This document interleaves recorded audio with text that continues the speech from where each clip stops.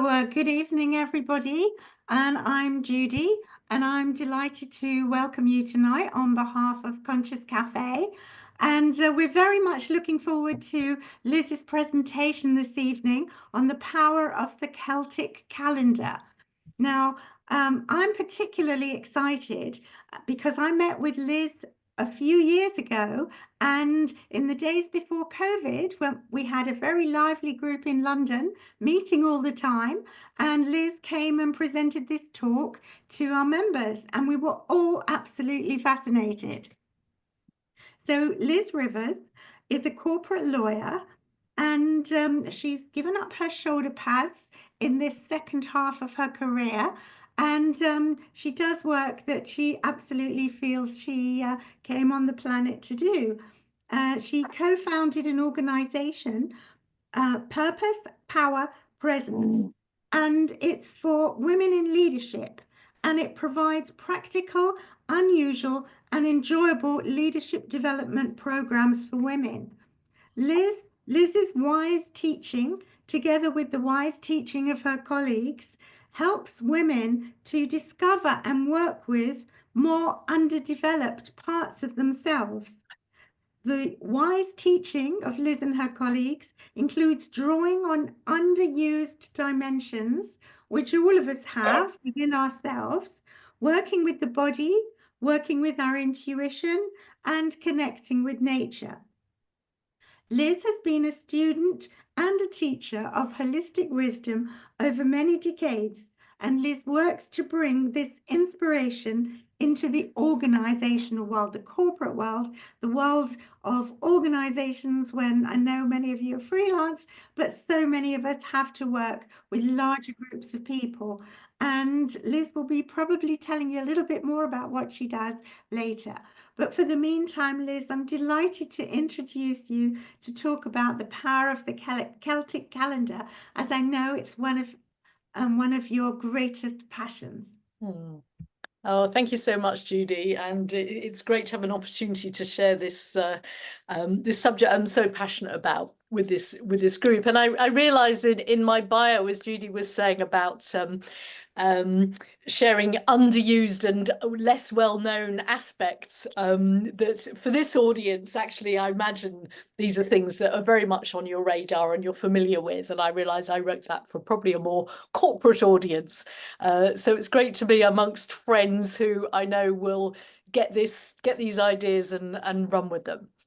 So thank you very much. So I'm now going to share my slides. So hold on a moment, and then we will let's just find my screen share. Right. Okay.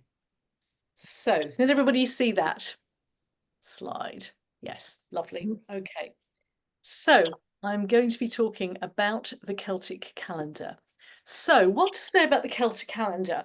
So in a minute, I will explain what it is exactly. Some of you will probably be familiar with it. Some of you will think, never heard of that, but it sounds intriguing. So I'm not going to assume any prior knowledge. And what I have found from the, I suppose about 12 years now since I've been practicing the Celtic calendar, no, actually about 15 years, that it's a tool that's given me greater resilience, and the ability to deal with change gracefully and move through cycles. And the wonderful thing is that it's free and it's right on our doorstep. It doesn't involve expensive retreats in far-flung places, wonderful as they are, or long-haul carbon emitting flights. That it's, you know, if we live in the Northern Hemisphere, it's all around us, and it's something we can access that's right underneath our noses very often.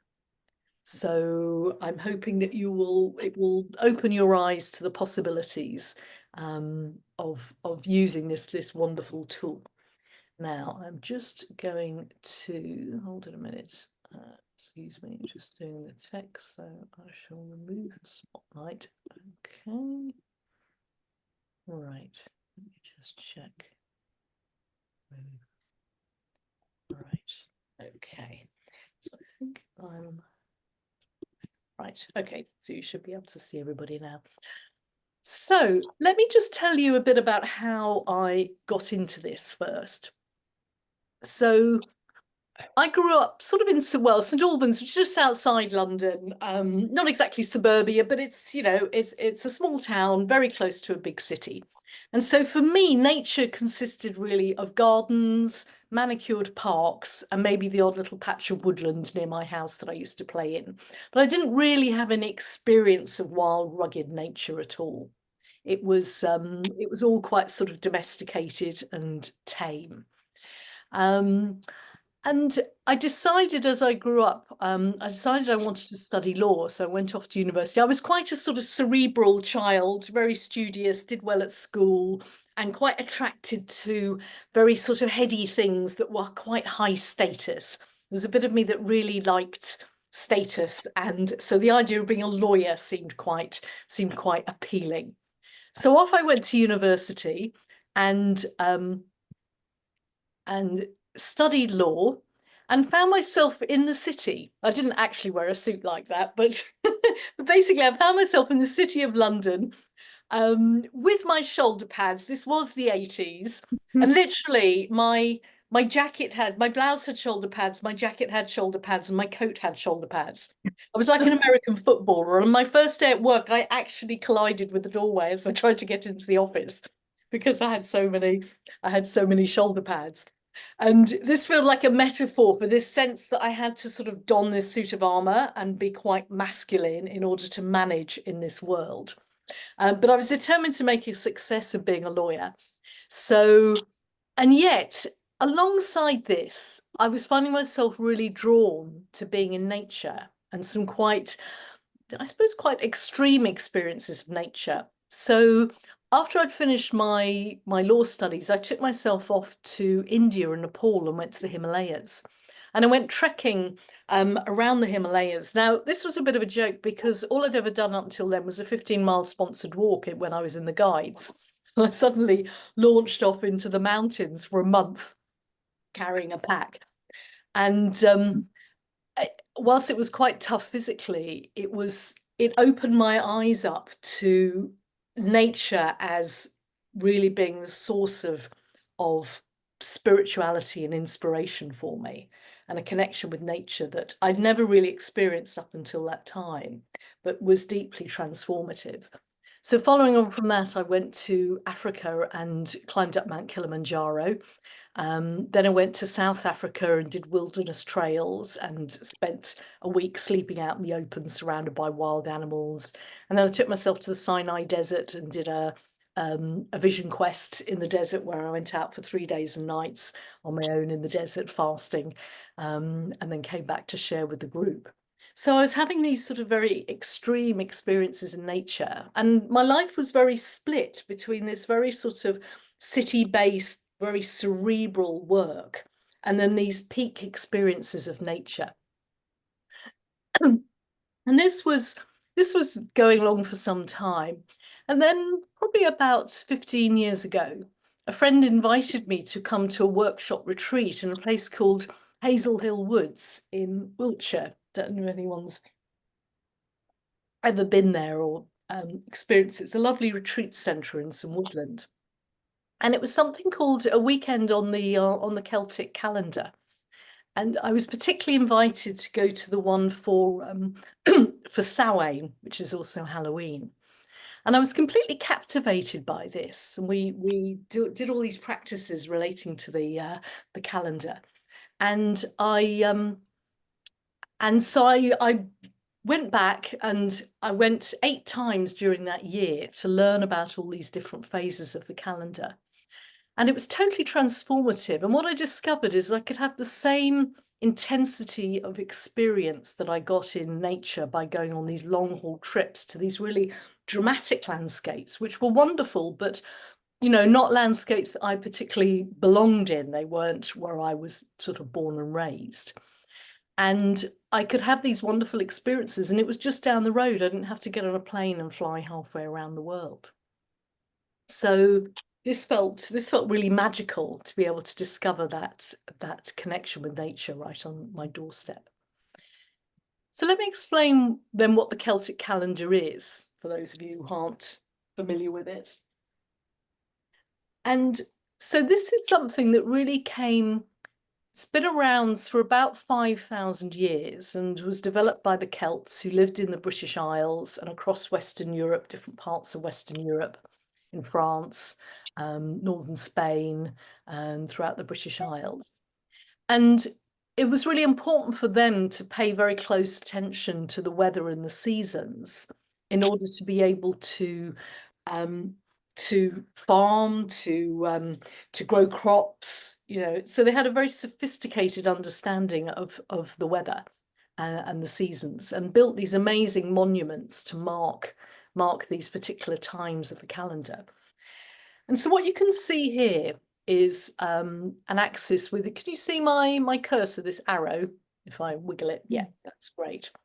So the primary axis in this is that between the solstices. So we have the summer solstice up the top here, which is around usually between the 20th and 23rd of June. And that's the longest day, and the light is the longest. And then we have the winter solstice at the bottom, which is just before Christmas, and is actually it was known as Yule, and that's when and Christmas then got overlaid on that. So many of our Christian festivals really piggyback on the pre-Christian Celtic festivals. So the winter solstice is the shortest day, that other turning point of the year. So this forms the main axis of the calendar. And one of the things I love about this is it's rooted in something that our relationship with the solar system and with the light and with the sun, and the idea that the sun doesn't revolve around the earth revolves around the sun.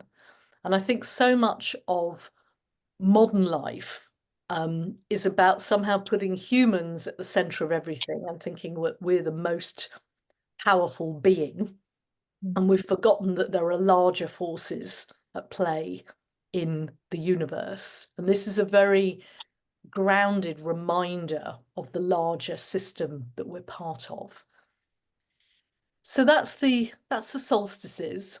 And then we have the equinoxes, which come halfway between the solstices. And these are the days when the day and the night are of equal length. So if we start at the winter solstice and the shortest day, and we move around to the spring equinox, so this is halfway to summer. So that's that day when the day and the night are of equal length. And it's a tipping point. In the spring, it's a tipping point from the dark half of the year into the light half of the year. And then at the autumn, it's that tipping point from the light half of the year into the dark half of the year. And this is very much about, the theme is about balance. And often it's about balancing the masculine and the feminine, the yin and the yang. And you can see in a way this half of the year, you could see this almost as the horizon. And this is sunrise, dawn, the spring equinox, coming up to midday, the peak sun, and then coming down to dusk or sunset, the autumn equinox, and then down to midnight, the dark of the night in the winter solstice. So this half of the year is about drawing into the hearth, about dreaming. And then this half of the year is about being visible, being out there, putting our ideas out into the world and harvesting them. So, and we can see this pattern that runs through the day, the month, the year, and our lives. So it's these concentric circles that happen in our lives. And so much of modern life is about the idea that life is just this constant linear upwards. Whereas in fact, life is a cycle, but we have to often remind ourselves of that rather than that being reinforced by modern culture.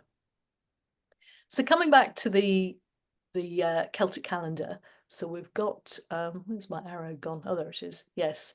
So we've got the main axis is between the solstices and the equinox. And most of those are sort of generally noted in our culture. And if you've got a calendar, it'll probably say when it's the solstice and the equinox. And then we've got these 4 other festivals, which are probably perhaps less well known. You may find these in your calendar, you may not. And interestingly, the Celts started the year with Samhain, looks like Samhain, pronounced Samhain, which is also overlaid by Halloween. And they had the belief that actually the new year started then, which is interesting because it's the point at which we go into the darkest part of the year. And that's very different to the hero's journey. It's very much more about moving into the light and leaving the dark behind. Whereas the heroine's journey, which some of you might be familiar with, if you've read, say, the book If Women Rose Rooted by Sharon Blackie, and there's a lovely exposition of the heroine's journey.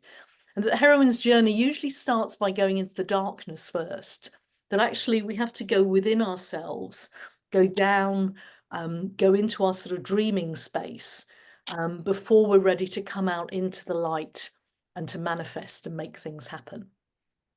And this is often known as the time when the veils between the worlds are thinner. So in the Celtic times, the new year starts with Samhain, and these are roughly halfway between the equinoxes and the solstices. So this is a very particular festival. Then we go to the winter solstice, and then we come around to Imbolc, which is usually around the beginning of February, often also known as St. Bridget's Day. And Imbolc literally means in the belly. And it's the start of, and so it's the time of pregnant ewes. And I like to think of it as the beginning of the end of winter. So it's the time you can start to see the light shifting. You know, it doesn't get dark till 5 o'clock as opposed to 4 o'clock at the winter solstice. You start to see the first snowdrops. And there's something for me about when the winter's feeling really long, just noticing those such subtle shifts around Imbolc starts to give me hope. The days are getting longer. We've got through the darkest phase of winter, and I'm starting to feel more looking towards the spring. So I love marking this, and it's getting a big resurgence in Ireland. If anyone, I don't know if we've got anyone from Ireland tonight, but St. Bridget's Day is celebrated around this time, and the last couple of years I've gone to Ireland on St. Bridget's Day and made a St. Bridget's cross. So, and she was a 5th century saint who eschewed the plans of her father to marry her off and said, no, I'm going to do my own thing, and set up her own monastery where she was in charge, and was quite a sort of bold, radical woman who carved her own path. So she's a lovely role model to draw from. And there's a lovely the idea of St. Bridget's flame. There's a convent in Kildare where her convent was, and there's some nuns there who've lit a flame which they tend, and it's been, I think, going since about 1990, and it's a beautiful place to visit. So Imbolc is another festival, and these are all fire festivals in different ways. Then we have Beltane, which is May Day, which is probably better known. And that was a time of sort of peak fertility, fires, jumping the fire to sort of make your wishes for the year, to manifest. And I think in Edinburgh now they have a big Beltane festival. So this is a great time of bacchanalia and fun and letting rip, and lots of sexiness and juiciness. So this is a great time to celebrate and peak, putting energy forth. And then finally you have Lammas, which is at the start of August. And this is the first harvest festival. So the idea that this part of the year is very much about putting stuff forward, manifestation. And then at the beginning of August, you can start to harvest in the first crop, the grain crop. And a corn dolly is often the ritual that you might use at this time, or making a corn dolly. So I found in my life to just take the time first to note these in my calendar and have a practice of, around the time of each of these 8 points in the year, to pause and tune into the season and maybe do some journaling around it, or read something. There's, lots of people are writing about these things now. There's various sort of blogs that I follow. I write my own blog. So 8 times a year I write a blog and I send out a newsletter where I just do a short paragraph connecting with the season and some theme and some practice that you can do to mark the season. So it might be something like baking a cake that's relevant to the season, in the harvest time, maybe something sort of, something like a pumpkin pie, or a seed cake is very nice, say for in bulk, that sense of seeds as new potentials, or making an altar from autumn leaves or from pine cones, so gathering something from nature that feels relevant. And this just feels something very grounding for me, anchoring, about connecting with these times of the year, and it connects me with my local landscape. So going out into the garden or to a local park or a local area of wilderness, or nature, and just noticing the seasons more, and finding, and maybe gathering together with friends and having a meal to celebrate, inviting people round for a winter solstice gathering or for an equinox gathering or something like that. So there's something for me very grounding about just taking the time to mark these times of the year. So, and as you'll see, there's these different qualities. So if we start with maybe with in bulk, we think about, or maybe starting with Samhain, that we're at the sort of composting phase of the year. What am I letting go of? What am I composting? And then after the solstice, I often think of this as sort of dreaming time, because usually the run up to Christmas can be quite manic. But maybe January is a bit quieter. It's usually less busy socially, and people are maybe more inclined to stay in, don't want to go out as much, sit by the hearth, just, stay close to home. So it's a good time for giving yourself permission to rest and dream and think what just wants to naturally bubble up for the year to come. And I often find that, we have this thing about New Year's resolutions, and somehow on the 1st of January, we've got to have our plan all worked out for the coming year. Whereas often I find just allowing things to stay quite loose and dreamy during January and fallow, and not putting myself under pressure to come up with lots of concrete plans, works much better for me. And then usually around in bulk time, just more naturally, things are starting to form a bit more. I'm getting the first inklings of what I want my focus to be for the year.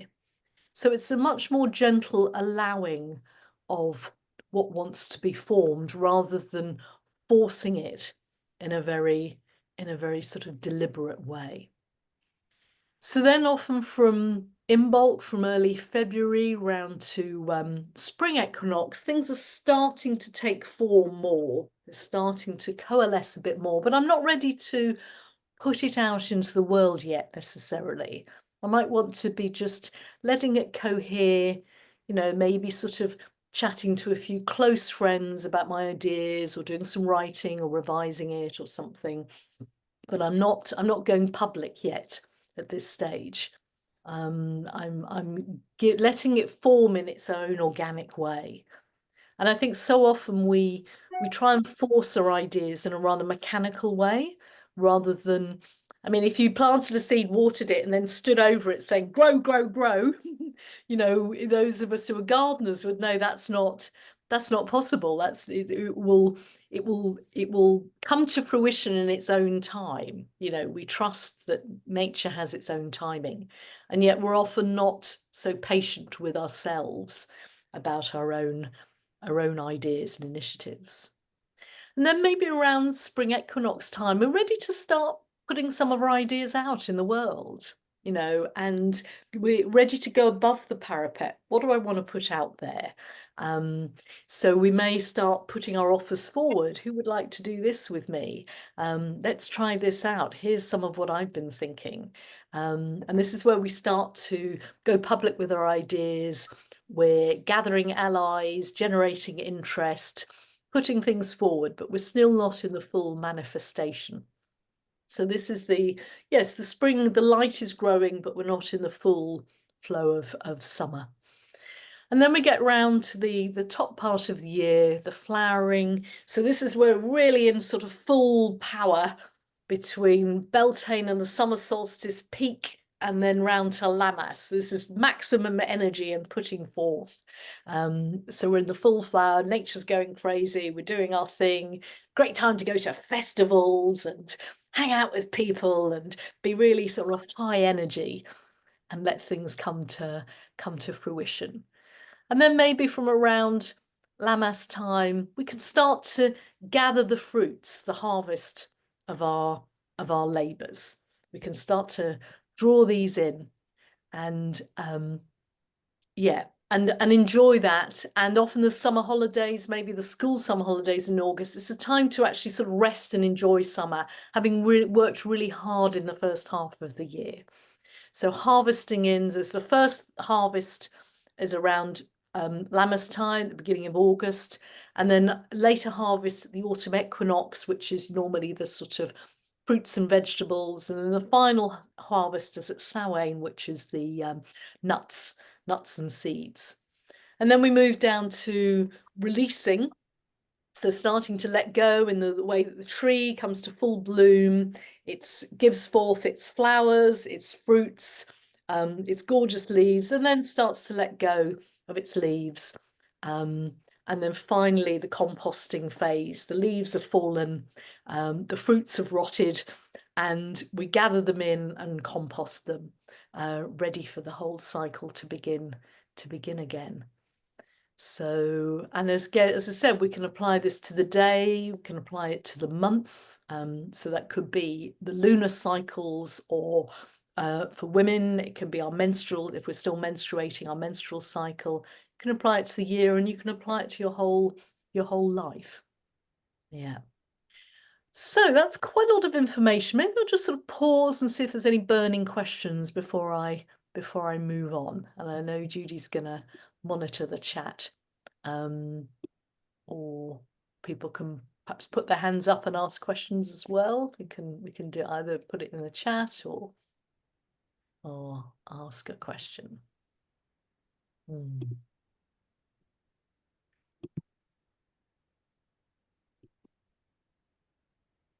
Okay. Let's have a look.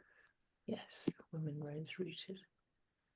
Okay, it's like I've stunned you all into silence. Okay, that's fine. Right, so let's move on then.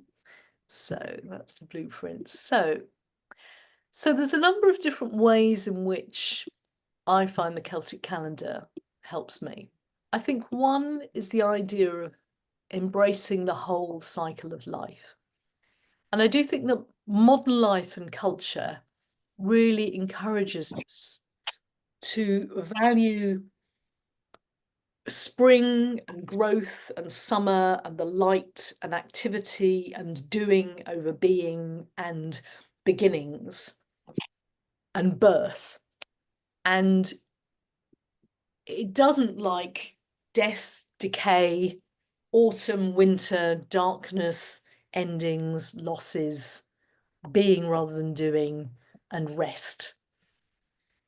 And so we need to, and yet if we don't have a healthy pulsation between these two, then we're going to be in trouble. And that's part of the problem of our culture, that we're too much in there. You could call it the sort of yang masculine testosterone doing mode, and not balanced enough by the yin oxytocin feminine being side of things. So I find this practice a great way of helping me to value both of these. So what I'm going to invite you to do is take a moment, and if we think about the time of year that we're in, so we're now between Samhain and the winter solstice. We're very much in the sort of composting, letting go phase. So have a think about how this applies to you. So where are you in this cycle? And what could you do? What can you let go of?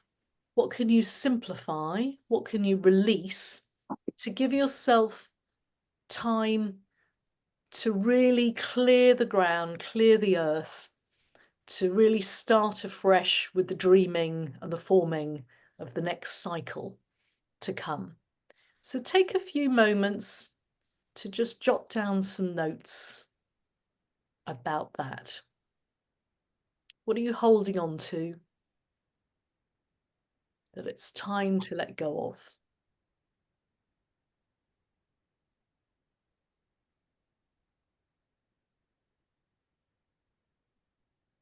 And what can you do to give yourself more space to really rest through the winter, as opposed to keeping up the same state of busyness and activity that you might have in the summer?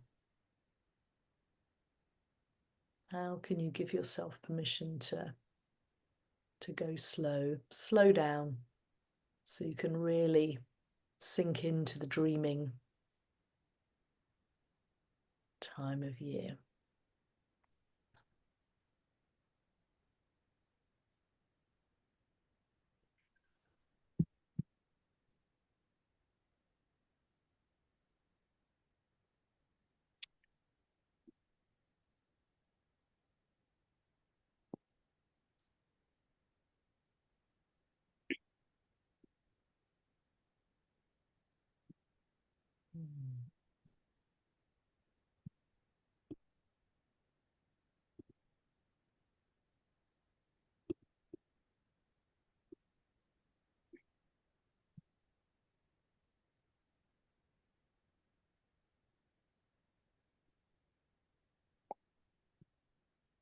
Okay.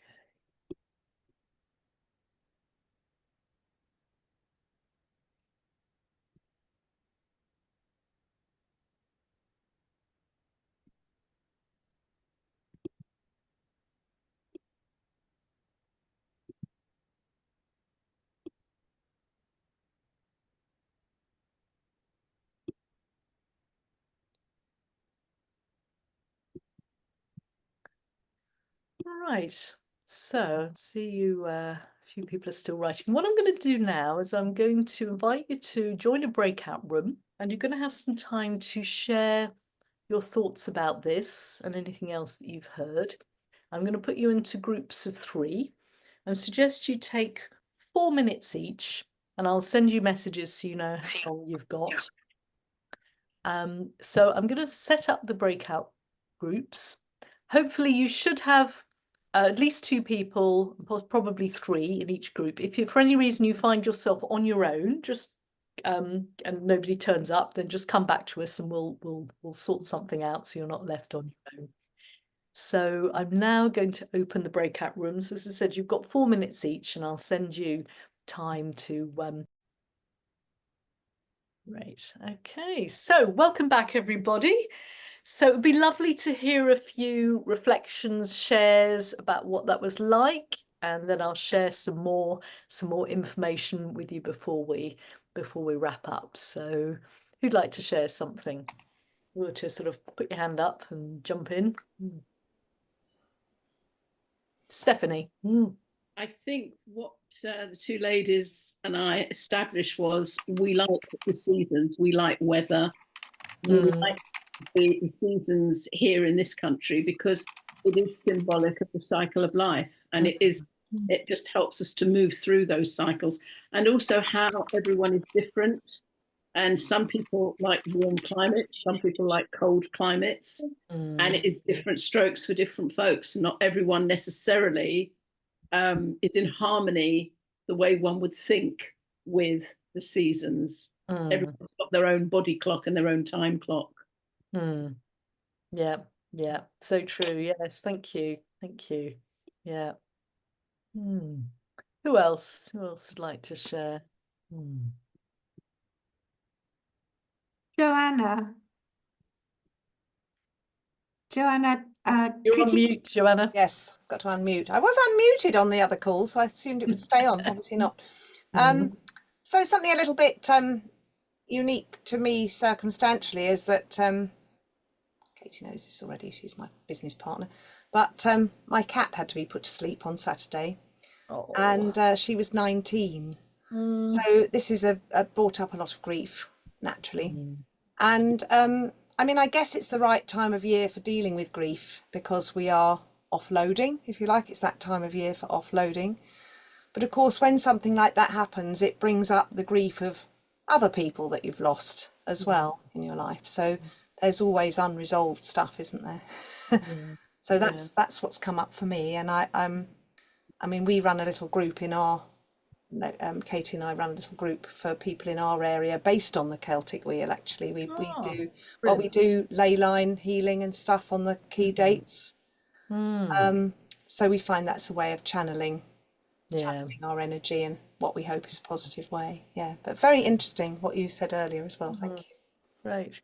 Well, I really feel for you. I know what it's like to lose a pet, you know, and it's a bereavement as much as losing any human. And I think, you know, in our culture, again, we don't really honor and give space for grief. People are just meant to sort of get over it really quickly. And I think part of this embracing the darkness is really giving space and time to grief and honoring it rather than artificially trying to move on too quickly from it. So yeah, I hope you can give yourself that time and space. Thank you. Yeah. Who else would like to share? Debbie. I think I speak for our group and that we were all agreeing that how important it is and crucial for our links to nature and what we get from it in so many ways, being in nature and increasing our link and our natural link with it. And we felt that was important in so many ways, mentally, spiritually, emotionally, everything. And that modern life can push us further away. And your pie chart, your circle, reminded us of our deep inner links with nature, not just outer link. And for me, there was a little bit in there of, as your title was going with the flow, and sometimes saying it's okay, Debbie, in January to feel a bit that you just want to just crash out and relax after busy December, because you're in dream world, which I love. I love the fact that you say, "Oh, I'm okay. I'm dreaming. I'm in the dreaming space." That was nice, about connecting that way. Oh, thank you. Important to have our this reminds us of our links with nature and the value of that. Yeah, great. Thank you. Ruth. Hi. Just in talking with I think her name is Cher.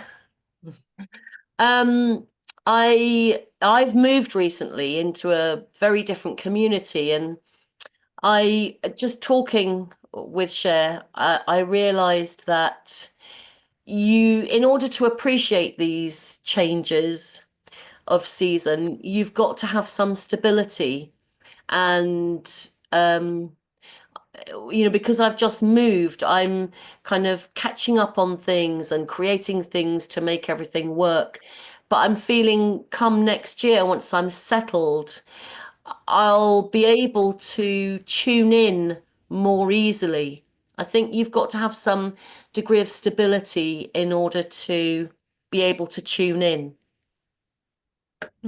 Interesting. Yeah. I mean, I think it's probably a both and, because I know I feel it can give me greater stability as well. But maybe it's a case of just scaling down your expectations of yourself, even if it's just some small thing that you do to mark that point on the calendar that's maybe less than you might normally do. I think you'd be surprised how even that can make a difference. Yeah. Yeah. I mean, sometimes I find myself, because I write my newsletter, you know, on the 8 points, and sometimes I think, oh, I'm not in the right space, I'm not. And if I'm just make myself, I think, just do one simple little thing And it's amazing how grounding it is when I do it, you know, and if I let go of the perfectionism of how I ought to do it, then it can, yeah. So I would say, yeah. Great. Anyone else? Let me take one more. Is that Hilary? You seeing, and Sally? I think we'll take two more and then we'll need to move on. Just a reflect. Oh, sorry. Hilary first, then Sally. Yeah. Just a reflection for me, really. I'm retired and I live on my own. So in a way, I've got all the time and space in the world that I want and need. But I think people who are still working live life at such a fast pace. Life has altered so much over the last, I don't know, 30, 40 years. And I always feel a great deal of sorrow for people who don't have, I know we're talking about making space, but it's made me realize how lucky I am that it's easy for me to make that space and do those things that I want to do. And it's not always so easy for everybody. Yeah. No, I certainly get that. And I have found it is a way of creating space, even when things are really busy. Even if I just take, a few moments to connect with the seasons in some way, even if it's just to sort of, when I'm waiting for a train, look up and notice the sky, notice the birds, notice the trees, that makes a difference. Yeah. Anything to pull us away from our digital addiction. Yeah. Okay. Sally. Yes, Fiona and I talked about we talk quite a lot about open fires, actually. And even if we haven't got one, finding one to sit in front of, even if it's in the pub or wherever, or if there's somebody we know's got an open fire, and just the whole watching the world go by thing, being able to do that. And I was thinking about like my home. I've got a bit of time now when I can get some stuff done in my home to make it a bit more of a sanctuary, because I've got a cupboard I've got to paint and I've got things to put in it and I've got this, that and the other. And I just thought it's quite hard to rest in one's own home if it doesn't feel sanctuary enough. If it doesn't feel like relaxing. So I thought that is something I could do. It's not too hard to set it up a bit more to be relaxing in January. Yeah. I know that feeling of home just feeling like another to-do list if you're not careful. Yeah, being in your home and it all feeling like another to-do list, and how not to have it be like that. Yeah. So I would say if you can almost make an appointment with yourself to have some ritual time. Yeah. Okay, for now I'm going to put aside the to-do list, and for the next hour I'm going to sit by the hearth, or I'm going to light a candle and read an uplifting book or something like that. But just to consciously, because all of the busyness and the to-do list and the digital distraction will creep in if we let it. Yeah, So I'm very good at putting aside an hour to do something that's busying myself. Right. But I'm not so good at putting aside an hour to do something yeah. just relaxing and putting the phone down and everything. Yeah. Yeah, the doing to balance out the being. Yeah. Great. Okay, well, lovely to hear those reflections. Let me wrap up with a few more sharings and observations that I hope you'll find useful. Yes.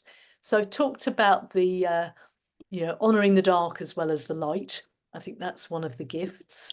I think also there's something about aligning to the light. I don't know if anyone recognizes this picture. This is Newgrange in Ireland, which is a 5,000-year-old structure. It's older than Stonehenge, and it's a passage tomb. So basically it's a big round flat structure with a passage into a chamber in the middle, and at sunrise on the winter solstice, and I think for the days either side, so for 3 days at dawn, at sunrise, the light will come in, goes down the passage and illuminates the chamber in the center of the tomb. So it's wonderfully, wonderfully phallic, this sort of penetrating light along this passage. illuminating this sort of room-like chamber. And this took 150 years to build at a time when life expectancy was about 35 years. So about 5 generations of people. And there's something just really awe-inspiring about this. And the triple spiral that you'll see as the logo for our women's leadership business, Purpose, Power, Presence, is all over Newgrange. And there's something about the fact that at a time of climate change, when we're messing with the seasons, and the seasons aren't necessarily as predictable as they used to be, the fact that as humans, we can't mess with the light, that's beyond our capacity to influence and disturb and interrupt. And for me, there's something quite grounding in knowing that there is that bigger system there and our relationship with the sun. And it's a bigger wisdom to surrender to, really. So I find that very grounding and containing. And so take a think about what are the sacred places that you go to that give you that sense of awe and connection with this larger system. And I think an awe and appreciation of our ancestors. And my mother, who died a couple of years ago, was from County Meath, where Newgrange is. And I feel very sort of honoured to have that familial connection with people who came from this area, and to feel that, my ancestors many millennia ago were making these amazing structures. So yeah, taking a moment to think about those special places, whether it's Glastonbury, Avebury, Stonehenge, or wherever, and yeah, making those pilgrimages to those spots, I think, is so nourishing. And then finally, connecting us to our own landscape and to our seasonal landscape. So, I used to think I had these wonderful, amazing, life-changing experiences in these exotic lands in the Himalayas, in Africa, in the desert, in the wilderness surrounded by wild animals. And, they're some of the most treasured experiences of my life. And yet the idea that I can also get that intensity of connection in the British Isles in a more simple, everyday way, by connecting with the beautiful landscape we have in the British Isles, and how gorgeous our landscape is, and how important it is to cherish and protect it, our own patches that we have near us. And I'm lucky enough now to live right on the edge of the South Downs National Park. And it's a beautiful landscape, and yet it is very denuded and depleted, and it needs nurturing, and it needs restoration. So finding that ways to think, what's my local patch of nature that I'm gonna tend and connect with, and take care of, and appreciate and value. Yeah, so there's some thoughts. So I want to leave you with a gift, and this is a slightly larger. One can see this. So this is taking the year model and expanding it out to different layers. So this model looks at the day, the month, the year, and our life. So we've got the cycles of the day: sunrise, morning, midday, afternoon, and night. Then we've got the cycles of the month.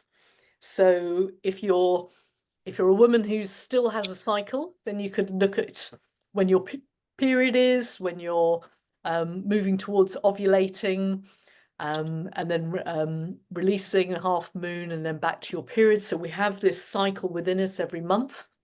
And then after menopause, tracking the cycles of the moon is a really good way of keeping in touch with that monthly cycle. Then we have the cycles of the year, which we've been focusing on in this session. And then you can also map that onto the phases of your life. So we have around the spring, we have our youth, which I think of as sort of birth to about 30, the Saturn return, which is the time astrologically when we really step into full adulthood, and have usually, often that's the point at which we perhaps separate fully from our parents. And then from Saturn return to around 50, but around menopause again for women, when we shift from having our monthly cycle to moving into our sort of wisdom phase. And then we have so I think of this as sort of early midlife, then later midlife from 50 to 70, and then maybe from about, you know, debatable when old age starts, maybe from about 70 onwards, through to the end, our older crone phase of life, when we become our wise women. So if you'd like to download this, there's a whole worksheet that goes with it where you can look at plotting where are you in these different phases, and where are your where are the times you're particularly strong, and where are the times that you struggle with, and then notice what patterns there are. And the handout also contains that detailed one of the annual Celtic calendar that I showed the slide of, so you can see that whole. So there's a link here. If you go to, and I don't know, Judy, would you be able to post that in the chat as well? The www.subscribepage.com/cycle seasons. If you could paste that, copy that into the chat. So you can either download it there, or you can even use your quick read code. So there's lots of different ways to do it. So if you'd like to work on this more yourself, or you'd like to share it with your friends, family, loved ones, the groups you're in, as an exercise you can do, then please do download that. That's a way of taking the work further. So we are going to send it out with the recording. Yeah, but yeah. So that's great if you can subscribe there.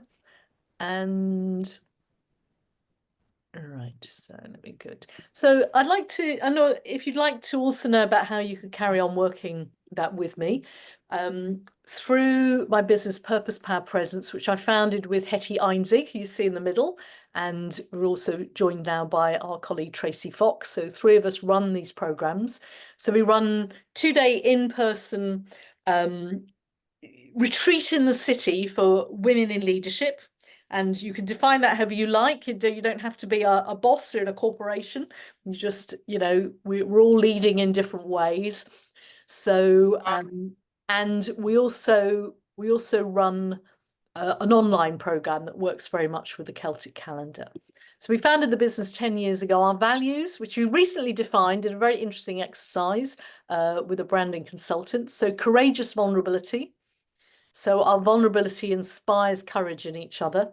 And that's a big part of our programs. Wisdom, so bridging worlds and working at depth. Care, having each other's back, creating community. And unapologetic, taking your seat at the table. So this is what we are promoting. And we have a program starting early 2025 in February. This is our Anima co-vision group. And again, if you'd like to find out more about this, you can find out about it at our website, which is purposepowerpresence.com. And you can also, perhaps Judy, if you could post that link in the chat as well. And there's a quick read code there. So this is a once a month meeting. It starts in February, it runs through to the end of November. So it's 8 sessions monthly. And it's on a Thursday afternoon from 2 till 4:30. So we work with a small group of no more than 10 women. So it's a chance to share deeply, go deep. And yes, it's a chance to go deep. Hold on a second, I'm just having a power malfunction. Okay. And we work with the Celtic calendar, so we work through all those phases of the seasons, and each month we'll focus in on that phase that we're in and do a deep dive into that. And there's also space to share any particular challenges that you may have that you want support or help with. So if you want to go deeper with this work, that's a great opportunity to do so. Or if you know any women who are perhaps working on their own and would benefit from having a community to work with, or perhaps in a senior position and feeling that lonely at the top feeling, this is an opportunity to gather with a group of like-minded women. So that will be starting in February. So is that everything? And then finally, as I said, I write a newsletter 8 times a year. which you can sign up for at my website, which is www.lizrivers.com. And on the bottom of the homepage, there's a sign up for my newsletter. But as I say, I write a short newsletter, so you won't get inundated with emails from me. But if you'd like just a simple way of keeping in touch with the seasons and a way, and I always try and sort of link it with everyday life in some way, offer some reflective question or practice or something that you can do as a way of connecting with the seasons, staying connected with the seasons. It's a really simple thing to do. And got a friend who's a very high-powered fintech founder. And so she's a real sort of dynamo, you know, did an MBA at Oxford, and I introduced her to this work and she said, I love it now. I do all my goal setting. I don't say I'm going to get this done by the end of the month. I say I'll get it done by the spring equinox, you know, and she's really using it in her business planning, and she's just finding the rhythms really work for her. So it's lovely to see people who are in that very sort of, you know, fast-paced business world actually finding these ideas useful. So it shows up in lots of different places, and I find if for some reason I don't get my newsletter out that much, she'll always notice and say, what's happening, Liz? I missed it. So I feel like something subversive, I think, about following these practices, and it's you know, it's our pushback against late stage capitalism that's all about ever onward, upwards, and, you know, let's all go off to Mars and leave beautiful planet Earth. So let's ground ourselves in beautiful planet Earth and stay with our feet firmly on the ground, celebrating this wonderful world that we have. Yeah. Okay, on that note, I will also, if you'd like to sign up but faffing around is a bit fiddly, just pop your email in the chat and I'll sign you up myself. So that's another option as well. So you can just pop your email in the chat, and that's a simpler way of doing it rather than ferreting around. So I shall hand back to Judy. Thank you, Liz. Thank you. I just want to say a quick hello to Joanna. Joanna, it's good to see you. I'm sorry about your cat, but just want to say hello to Joanna because she did an event for Conscious Cafe a couple of years ago about the moon, and you can find it on our website in our past events. So I think this has been a deliciously mystical and thoughtful evening. I want to say a huge thank you to Liz, because we all grow up with the idea of the seasons. We grow up with learning about spring, summer, autumn, winter in primary school and the months of the year, and we know it's hot and cold and wet and windy, but we rarely stop, as Liz has advised, and really sort of settle into the sense of the season that we're in. And this seems a very good month to be talking about it, as we move from one season into the more darker season with less light and more curling up at home with a book by the fire. And I think tomorrow morning when we all wake up, I think we're going to be very much more aware than we might ever have imagined of about how we live and how we can live much more aligning our lives with the seasons, and how much more natural that might feel, and how much more we'll be in tune with ourselves. So thank you so much, Liz, for this lovely, great gift tonight. And I'm going to ask everybody to just raise their hands in Conscious Cafe style. There's not much point clapping,